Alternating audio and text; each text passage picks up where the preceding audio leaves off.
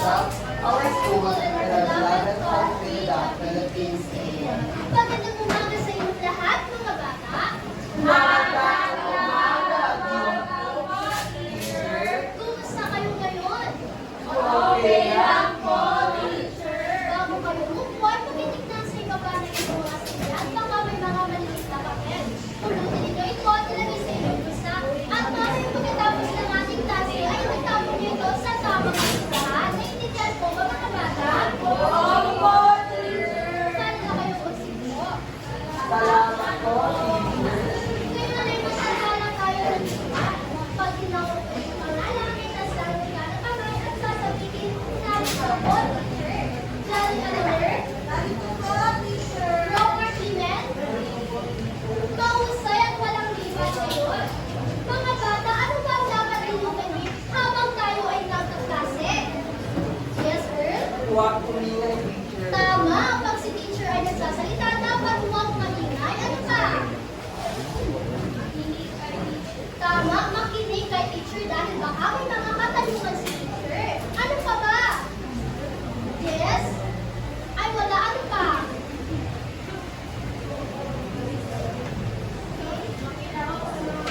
Tama, makilaw sa mga gawain dahil baka may premyo kayong matatanggap mamaya galing kay teacher. Ano pa? O tama, itaas lang yung kanang kamay kung may tanong kayo o kung ano gusto nyo sabihin. Mga bata, alam po ba ang nakikita niyo sa listahan? Yes? Tama. Tama, ito ang mga aral. Sila ang mga batang estudyante at silang magsisilbing insentibong chart. Bawat tamang sagot o magandang partisipasyon ay maglalagay si teacher ng label sa kanila. Tandaan nyo, mga bata, ang isang label ay nagkakatubas ng isang puntos. Naiintindihan po ba, mga bata? Oo, teacher! Ngunit bago ang lahat, tingin sa muna sa tatlong pangkat ang klase na ito. Etong salita na ito ay ang pangkat isa, galing kay Earl hanggang doon sa dulo. Ito naman ay ang pangkat dalawa at ito ang pangkat tatlo. Naiintindihan po ba?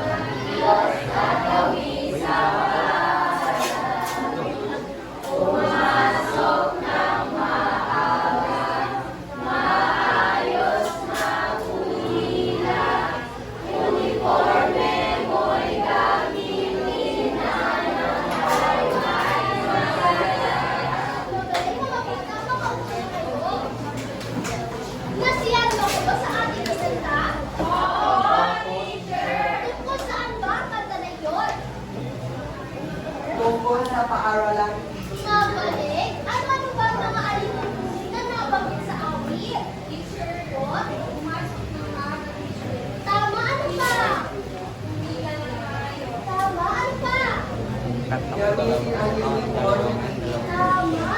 Ang galing ng lahat. At ngayon, ang simple ako sa inyo ng ribbon. 2 puntos para sa tatlo. 2 puntos naman para sa isa. Mga bata, ngayon ay may babasahin tayong kwento. Pagkatapos ng kwento, ay may kunting katanungan si teacher. Naiintindihan mo ba? Opo, teacher! Diba po lahat? Kunin mo ni teacher ang kanyang kaliwanag dito. Ngayon narito na kay teacher ang kaliwanag dito. Ngunit kailangan natin banggitin ang maiwagang salitang pipili-pili mo para bumukasan din po. Maaari na ba tulungan si teacher na banggitin ang maiwagang salita? Opo, teacher! Magaling! Sabi lang na 3, sabay-sabay tayong banggitin ang maiwagang salita. 1, 2, 3. Pipilihan, pipo! Good. So, mauna-una si teacher mga bata at susunod kayo. Ang kwentong babasahin natin ay Sa Aming Paaralan by Clarice Grace E. Camonay. Mauna ba si teacher mga bata? Wow! Sa aming paaralan. Sa aming paaralan, Ang lahat ay masaya. ang lahat ay masaya. May pagkakaunawaan May pagkakaunawaan at walang iyakan. at walang iyakan. Sa aming paaralan, Sa aming paaralan, ang lahat ay magalang. maalala. Magandang umaga po. Magandang umaga po. Paumanin at opo. Paumanin at opo. Ang iyong maririnig. Ang iyong maririnig Sa bawat isa. sa bawat isa. Sa aming paaralan. Sa aming paaralan, ang lahat ay sumusunod. sumusunod. Mabuti ay ginagawa. Mabubuti ay ginagawa. Ikasasama ay iniiwasan. Ikasasama ay iniiwasan. Sa aming Sa aming paaralan, paaralan, maraming alituntunin. maraming alituntunin. Ngunit alam namin, Ngunit alam namin, ito'y para sa ikakabuti namin. kaligtasan ang Kaligtasan ang ibinibigay sa amin. ibinibigay sa amin. Magaling mga bata. Naiintindihan niyo po ba ang binasa natin? Opo, teacher. Ano ba ang nararamdaman ng mga bata sa paaralan? Masaya, teacher. Tama, masaya ang nararamdaman ng mga bata sa paaralan. Ano ba ang iniiwasan ng paaralan? Mga kasamaan, teacher. Tama, mga kasamaan. Alin ang naitutulog ng hindi pagsunod sa alituntunin ng paaralan? Magkakaproblema, tama, o magkakaroon ng desgrasya. Magaling mga bata. Batay sa kwentong binasa nyo, may idea ba kayo kung ano ang tatalakay natin ngayon? Tama, ang tatalakay natin ngayon ay ang mga alituntunin ng paaralan.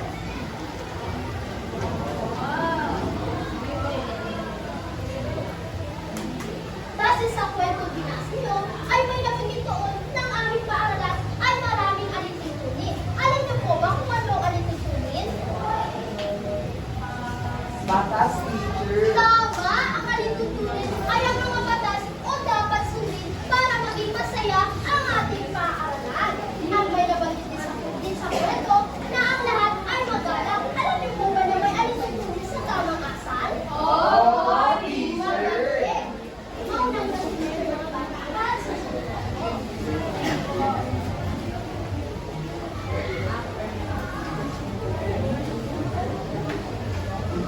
Alituntunin Alituntunin sa tamang asal. sa tamang asal. At galing. At ugali. Dapat gamitin ako Dapat gamitin ako at opo sa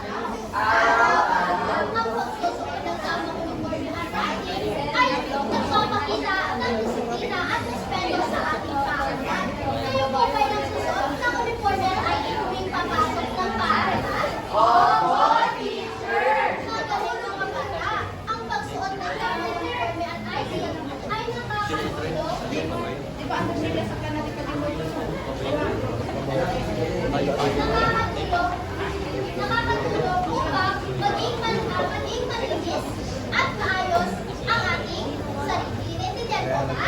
Opo, teacher. Ang pagsusuot ng tamang uniforme ay nagpapakita ng kaayusan at pagkakaisa sa ating paaralan.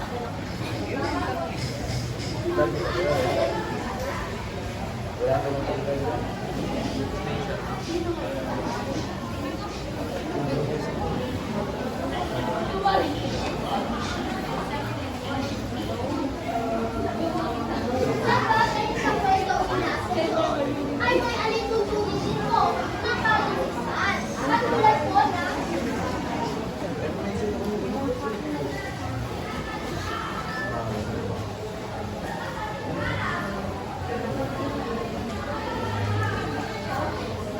alintutulin sa Alintutulin sa kalinisan bawal kalinisan bawal magtapon ng basura matapon ng basura kung saan-saan kung saan-saan. dapat itapon ang mga Dapat itapon ang mga basura sa tamang basurahan basura sa tamang basurahan ayon sa kulay. ayon sa kulay. Alam mo po ba na yung mga may iba't ibang basurahan na nakadepende sa iyong basura? Ngayon ay meron si teacher dito na mga basurahan na iba-iba ang kulay. Ano po ba ang kulay na ito? Verde, teacher. Tama, ito ay verde para sa mga basurang nahulog. Tulad po ng kulay at bukas. Dahil dyan, may bukas here. Ito naman po, anong kulay ito? Tama, ito ay asul. Para sa mga basura na hindi nahulog. Tulad po ng plastikan at lava. Ito naman po, anong kulay ito? Dilaw, tama, ito ay dilaw. Para sa mga maharap na prinsipyo. Tulad po ng papel, bote, at karton. Alam niyo po ba na ang papel ay maaari pa natin siyang gamitin pag walang bulaklak? At ang bote naman ay maaari natin siyang gamitin bilang isang flower vase. O gawin natin pag nagaya ng mga lapis. Ang pagiging malinis ng kapaligiran ay makakatulong upang maging haba ang ating pagjaga at maiwasan ang mga sakit. Sinusunod niyo po ba ang alintutulin tungkol sa kalinisan? Magaling mga bata. Bakit maingay ang lahat? Gusto niyo ba magpabawas ako ng punto sa inyong essential? Hindi naman pala sumakinig kay teacher dahil mamaya may katanungan si teacher. Naintindihan ba ba? Opo, teacher. Magaling mga bata.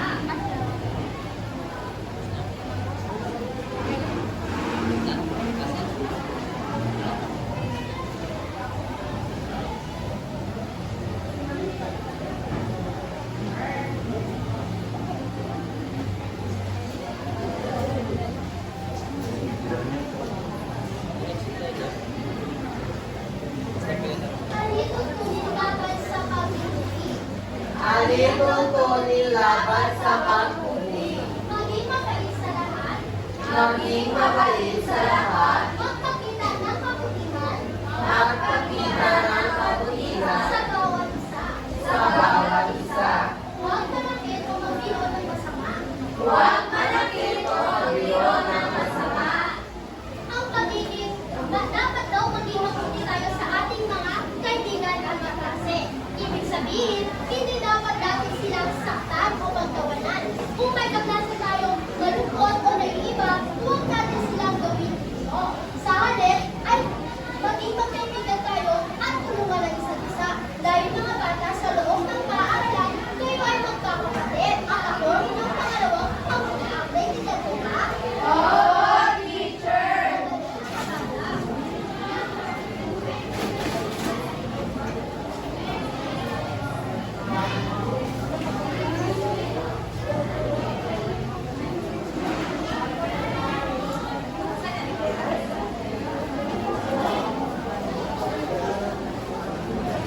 Hindi ko ba?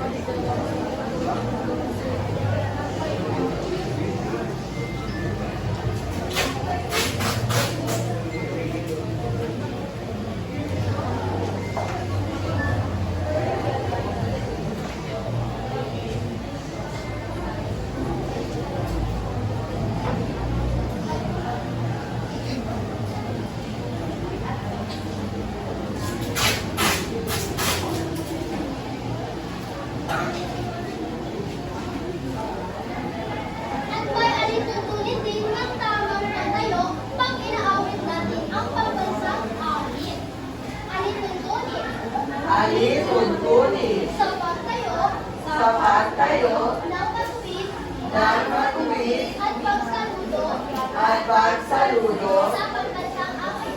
sa pambansang awit. Kapag inaawit natin ang pagbansang awit, ay kailangan natin tumayo ng matuwid upang magpakita ng respeto sa ating paaralan at ating bansa. Kailangan ang ating kanang kamay ay ilalagay sa ating itik. Huwag magalaw o maingay at kantayin ito ng buong sigla bilang simbolo ng respeto sa ating paaralan at bansa. Naintindihan po ba? Opo, teacher. Galing mga bata. Ang pagpapakita.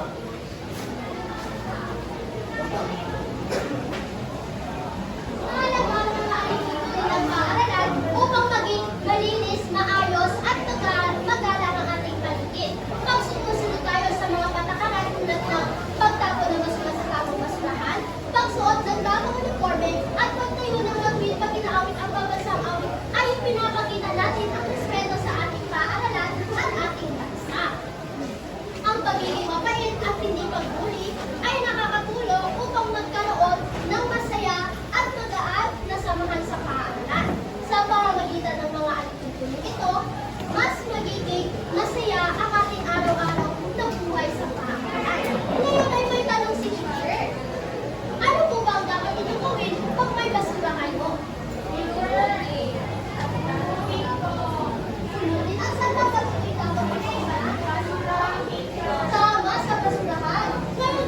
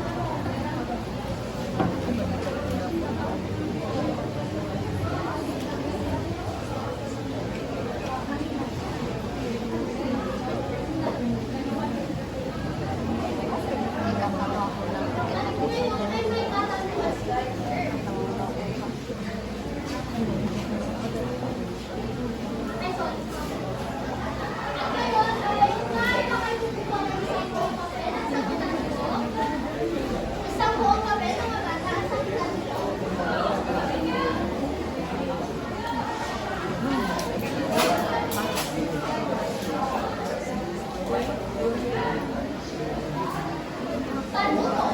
Sulat ng check kung ito ay kahilingan na ginagawa sa paaralan. At X kung hindi. Example po. Magsuot ng tamang uniform. Alin ang tumipayo ng paaralan? Opo, teacher! Next, ngayon po, susulat natin ang check. Intindihan po ba? Opo, teacher! Magsimula na tayo. Tapos na po ba lahat? Opo, teacher! Ipasa ito sa senang ay at ipapasa ito paharap sa pinagin. Ipagtatapos dito na sa harap ang instruction. Isa, dalawa, tatlo, apat, lima. Nandito na po ba lahat ng papel mga bata? Opo, teacher! At para sa inyong tagdang aralin, pag binabasa ninyo ang mga kwaderno at isulat ito.